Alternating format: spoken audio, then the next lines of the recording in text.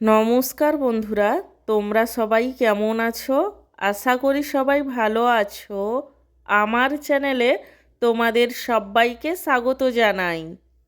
আজকে আমার লাঞ্চের থালিতে কি কি মেনু আছে তারই ভিডিও তোমাদের সাথে শেয়ার করব।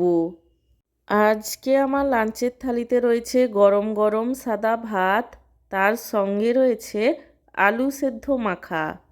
আলু সেদ্ধটাকে আমি ভাজা পেঁয়াজ, ভাজা রসুন, ভাজা শুকনো লঙ্কা, সর্ষের তেল আর নুন দিয়ে মেখেছিলাম এবং সব শেষে রয়েছে এক বাটি দুধ।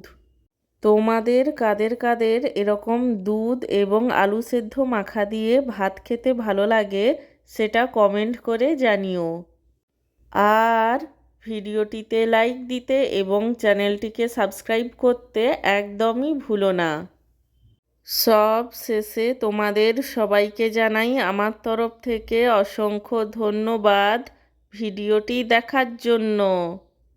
তোমরা এতদিন যেভাবে আমার পাশে ছিলে আগামী দিনেও ঠিক সেভাবেই আমার পাশে থাকবে, এই অনুরোধই তোমাদের কাছে আমি করব।